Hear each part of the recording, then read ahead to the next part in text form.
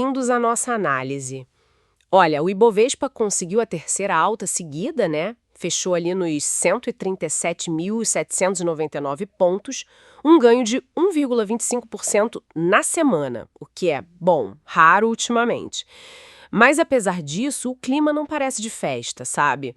As análises que a gente viu falam de tensão. Então vamos dar uma olhada hoje no que está movendo isso tudo.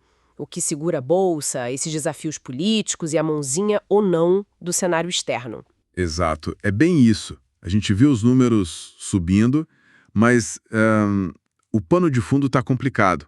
Tem essas medidas do governo, né, que criam o ruído com o Congresso, e os dados da economia que, bom, ainda pedem cautela. Um equilíbrio delicado. Certo. Então vamos começar pelo índice mesmo. Subiu 0,49% hoje, de novo puxado pela Petrobras, é isso? PTR4 com mais 2,25%. Isso mesmo. Petrobras ajudando de novo. Mas, como você falou, a palavra do dia é tensão. Principalmente por causa dessa relação, assim, difícil entre o governo e o Congresso. E o que está no centro dessa tensão agora? Qual é o estopim da vez? Olha, o foco principal é a medida provisória, a MP, aquela que o governo editou. Ela mexe no IOF, ok, mas o ponto que está pegando mesmo é tentar taxar novos ativos, instituições financeiras. A ideia é gerar uns 10,5 bilhões a mais em 2025. 10 bilhões?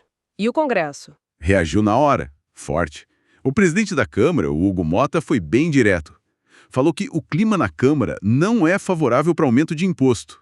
Não deixou dúvidas. Nossa, e o mercado já precifica essa dificuldade? Sim, a XP Investimentos, por exemplo, soltou análise dizendo que vai ser difícil taxar ativos que hoje são isentos. Tipo, não é simples assim. E essa MP aparece bem na hora que o pessoal espera votar urgência para isenção do imposto de renda até R$ 5.000, né? Complica o ambiente. Entendi. Quer dizer, mais um ponto de atrito nessa relação que já não anda fácil.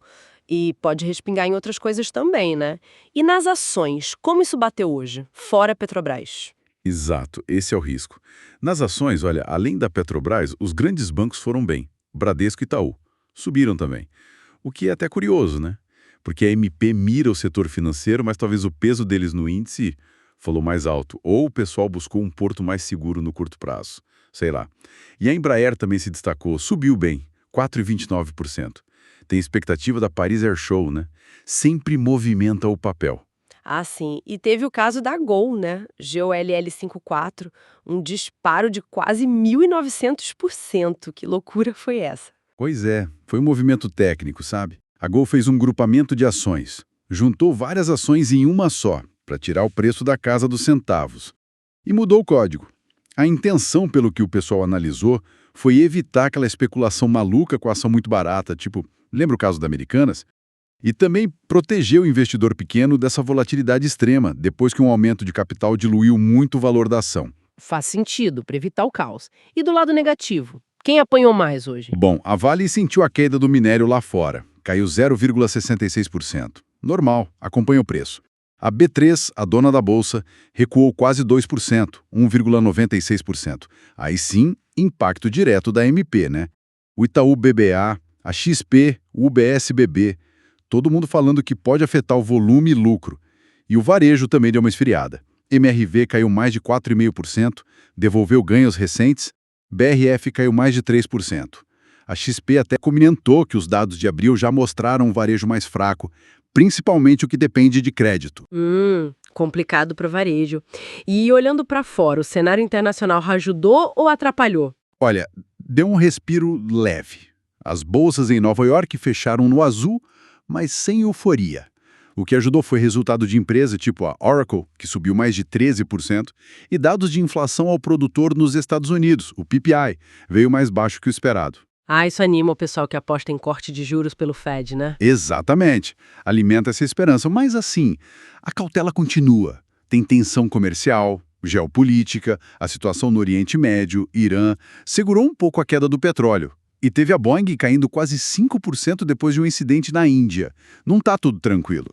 Então esse alívio lá de fora com o PPI foi pouco para animar aqui dentro pelo visto. A gente viu isso no dólar, talvez. Exatamente. O dólar até subiu um pouquinho contra o real, fechou a 5,54,2, foi na contramão do que aconteceu lá fora, onde o índice DXY, que mede o dólar contra outras moedas fortes, caiu.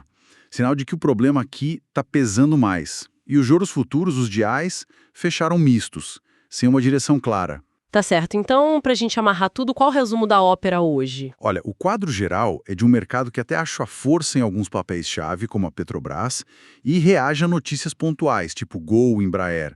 Mas o pano de fundo dominante, o que pesa mesmo, ainda é essa pressão forte das incertezas fiscais e políticas aqui dentro. A MP, essa briga executivo-legislativo, isso está no centro. O cenário externo ajuda um pouquinho com um dado de inflação melhor nos Estados Unidos. Mas assim, não apaga nem os riscos globais, nem muito menos os domésticos. Fica uma reflexão interessante, né? Essa bolsa subindo 3 dias seguidos parece até que ignora a gravidade dessa tensão política toda. Se o Congresso continuar batendo pé contra as medidas fiscais do governo, qual seria o ponto de virada? O que poderia, talvez, algo inesperado, romper esse equilíbrio tenso que a gente está observando? É algo para a gente ficar de olho, né? Enquanto espera os dados de serviços de abril aqui do Brasil.